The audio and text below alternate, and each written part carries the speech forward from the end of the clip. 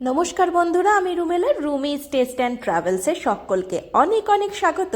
আজকের রেসিপি ফুলকপির কোরমা আর কসৌরি পনির। হ্যাঁ, ঠিক এই দুটো রেসিপি আমি বানিয়েছিলাম বছরের প্রথম দিনে, আর তোমাদের সাথে সেই রেসিপিগুলো শেয়ার করব না তা তো হতেই পারে না।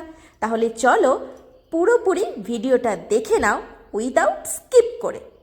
মাছ মাংস খেতে খেতে মুখটা এত বোরিং হয়ে গেছে, নিরামিষ রান্না মানে সবজি ভেজিটেবলসগুলোকে একটু অন্য কায়দায় করে নেওয়ার চেষ্টা করলাম। ফুলকপির কোরমা বানানোর জন্য প্রথমে ফুলকপিগুলোকে মাঝারি আকারে কেটে নিতে হবে। ঠিক এইভাবে আমি যেরকম করে কাটছি, খুব একটা বড় কাটলেও চলবে না, খুব একটা ছোট কাটলেও চলবে না। তারপরে ফুলকপিগুলোকে একটু জলে নুন দিয়ে ভাপিয়ে নিতে হবে। মাথায় রাখবে, ভাপিয়ে নিতে হবে, সেদ্ধ কিন্তু করতে হবে না। সেদ্ধ করলে ফুলকপিগুলো কাদা কাদা হয়ে যাবে, সেই কারণে একটুখানি ভাপিয়ে নিতে হবে। কাঁচা ভাবটা জাস্ট দূর করে নিতে হবে। মিক্সির মধ্যে দিয়ে দেবো বাটা মশলার জন্য কাঁচা লঙ্কা, পেঁয়াজ, আদা, রসুন। পেঁয়াজগুলোকে মিহি করে কাটার দরকার নেই, দুটো তিনটে টুকরো করে কেটে নিলেই হবে। আচ্ছা, এইটা সমস্তটা বাটা মশলা করে নেবো। আর একটা বাটা মশলা আমরা অলরেডি করে নেবো, যেটা আমি তোমাদের দেখাইনি। কাজু বাদাম 10 থেকে 12টা গরম জলে ভিজিয়ে মিক্সিতে পেস্ট করে নেবো, আর একটু দুধ লাগবে। ব্যাস, ফুলকপির কোরমা বানানোর জন্য এইটুকুই যথেষ্ট। আর হ্যাঁ, ফুলকপির কোরমার ওপর দিকে একেবারে শেষে বেরেস্তা ছড়িয়ে দিতে হবে, তাই বেরেস্তাটা একটু ভেজে রাখবে। গোটা গরম মশলা আমি নিয়ে নিয়েছি তেজপাতা, জিরে, স্টার অ্যানিস, দারচিনি আর গোলমরিচ, এলাচ। ব্যাস, এরপরে ফোড়নের সুন্দর গন্ধ উঠলে আমরা যে বাটা মশলাটা অলরেডি করেছিলাম, মানে পেঁয়াজ, আদা, রসুন, লঙ্কা বাটা, সেটা দিয়ে ভালো করে কষতে থাকতে হবে। কষতে কষতে এই মশলার মধ্যেই দিয়ে দেবো আমরা নুন।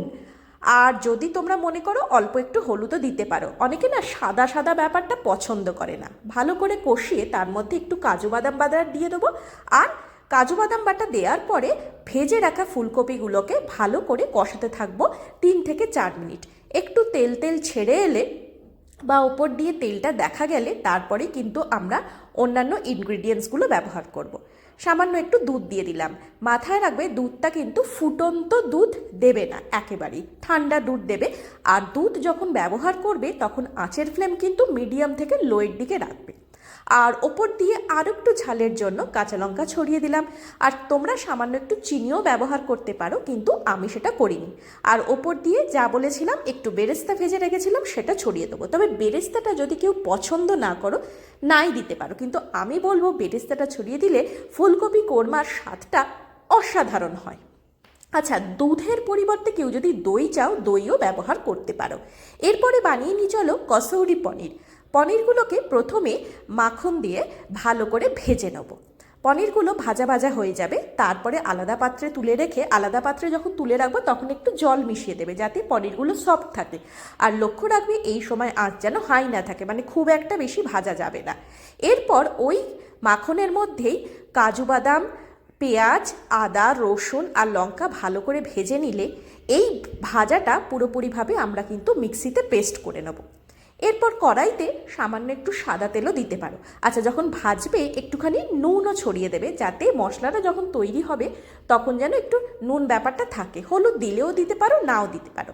দেখতেই পাচ্ছ আমি মিক্সিতে নিয়ে নিচ্ছি, পুরো মশলাটা নিয়ে পেস্ট করে নেবো ভালো করে। অল্প একটু জল ইউজ করতে পারো মিক্সিতে বাটার সময়।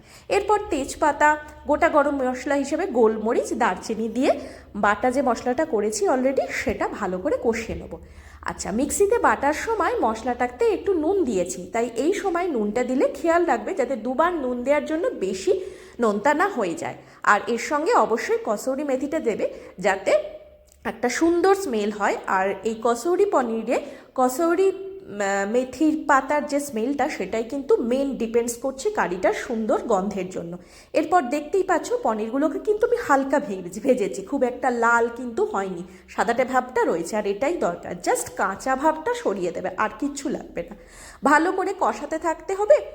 আর সামান্য একটুখানি যখন ভালো কষা হয়ে যাবে একটুখানি দুধ মিশিয়ে দেবে।